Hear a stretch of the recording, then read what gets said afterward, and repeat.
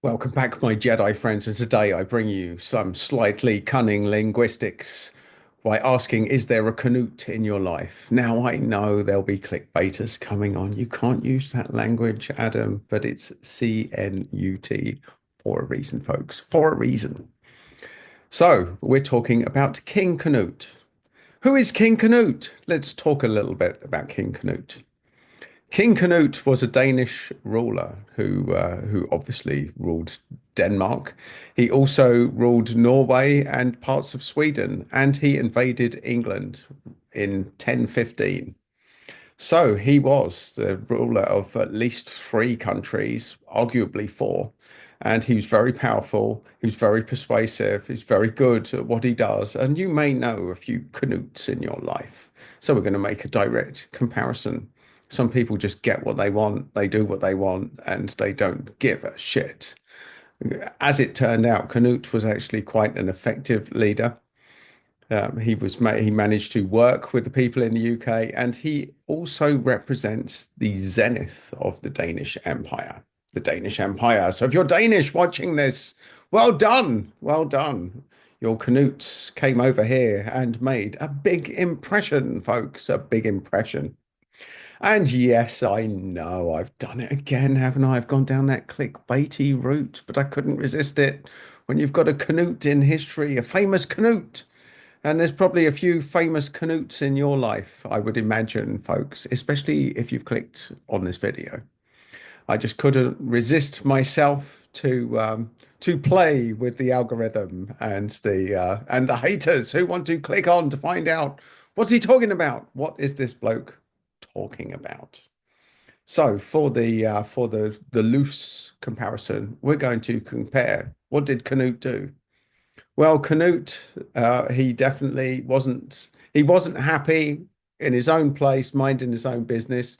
He wanted to conquer others. It was important to Canute to inflict his rule on other people, and that's quite how narcissists work. So we could call them narcissists. We could call them Canutes.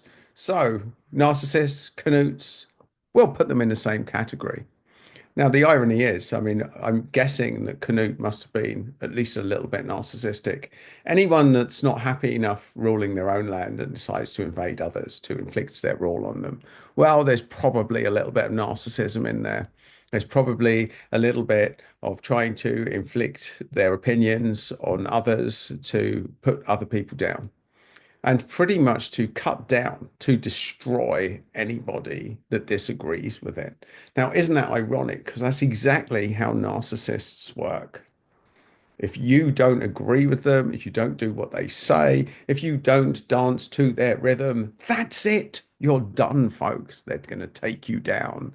They are going to take you down. And that is just the reality of life, folks. So let's talk about it. Let's talk about Canutes. Let's talk about dealing with people like that. So there are some people, for no other reason than their own ego, that are going to find themselves in your backyard, inflicting their opinions, their beliefs, and themselves upon you. Canutes, folks, Canutes. They could be foreign, they could be invaders, they could have come here from another land. They could have arrived, look, folks, on their little longboats just there, coming into a port near you, coming to a port near you, folks. And the bottom line is that some people in life, and this isn't necessarily foreigners, folks, because narcissists come in all shapes and sizes.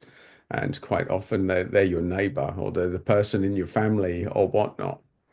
But the symptoms are the same, folks. They come at you, they land, they come at you, they bring their opinions and a sense of entitlement that they are meant to be in your life. And this is a very narcissistic trait. So, for those that you've been in narcissistic relationships, let's look at a little stat here. They did a survey on 2,000 people that had been through narcissistic abusive relationships. And 77% of them, over 77% of them, showed signs of post-traumatic stress disorder, folks, PTSD. That's how bad it is. And narcissistic relationships, they're very similar. First, you get the love bombing, then you get the gaslighting, And for those of you that don't know what that is just denying your reality. When you say a thing, oh, well, I don't remember that. Well, that seems like it's made up. Well, they actually get you to doubt. They question your mental health. It's actually a very pervasive, sinister tactic. Sinister, folks. The narcissist loves the gaslighting. Well, I don't remember that. No, I don't think that happened. I think you're making it up, folks. I think you're making it up. That's not how I remember it. You know the tactics if you've been in that relationship and then cutting you down at the knees.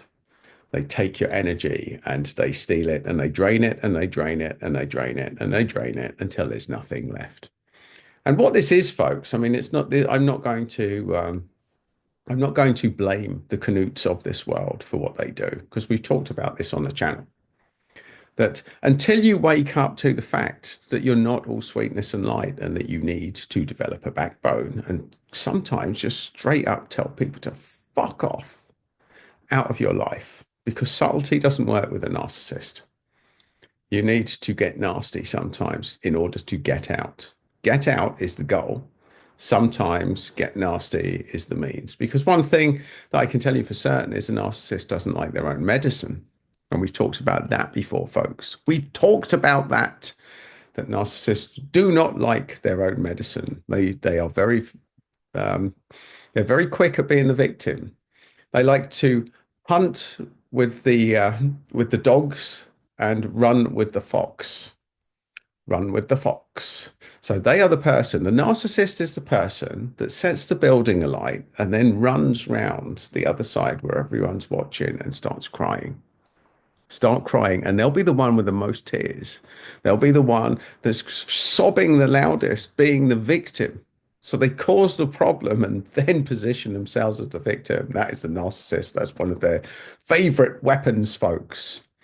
Creating the problem and then positioning themselves as the biggest victim within it. It's incredible. I mean, narcissists have so much. I mean, it's so unbelievable to the average empath that people can do that these people exist. Do these people really exist? Does anyone really pull that shit? Yes, they do, folks. There is no limit to what a narcissist will do and how they can compare to a Cnut who's prepared to do anything to take over your country, to rule you, folks, to rule you. And that is what Cnuts are all about. That's what narcissists are all about, folks. So if you find yourself in this area, if you can see the longboats are arriving, if there is a Cnut coming your way, folks, well, get the fuck out. That's the best part.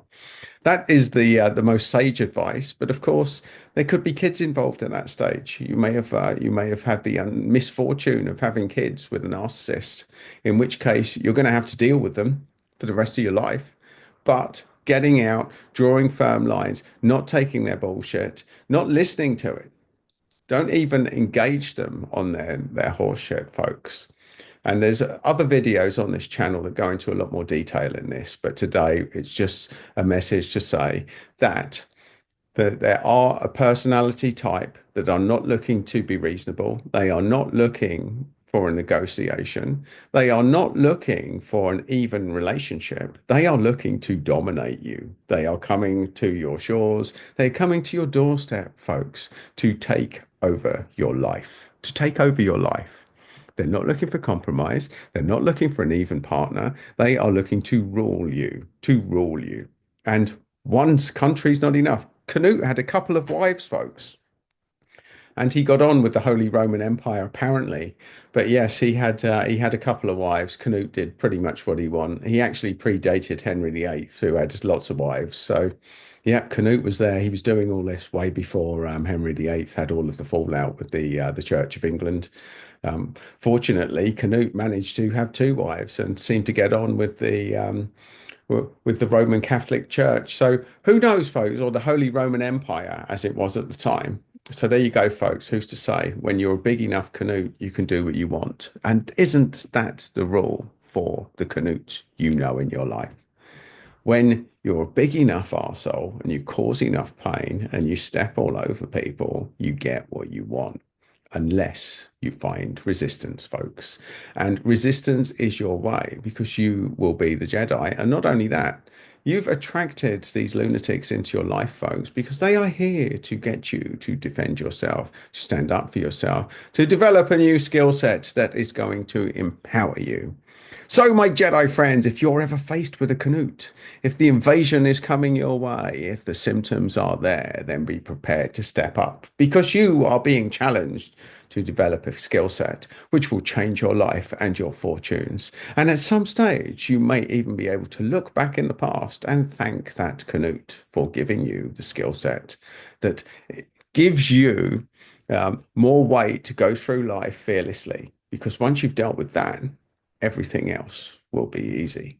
So, my Jedi friends, go forth, own your power, deal with your Cnuts, and say no to bullshit, which is why we're all here, and that is the goal.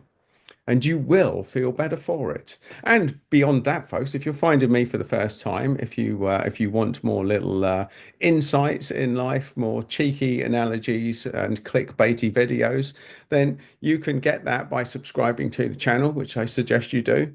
And you'll find another one just there, my Jedi friends. I encourage you to watch it and get another piece of the jigsaw.